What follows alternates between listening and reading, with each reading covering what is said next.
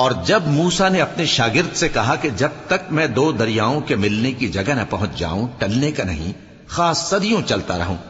फिर जब वो दोनों उन दरियाओं के संगम पर पहुंचे तो अपनी मछली भूल गए।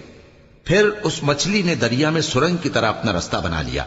जब आगे चले तो मूसा ने अपने शागिर्द से कहा कि हमारा खाना लाओ, इस सफर से हमको बहुत थकान हो गई है।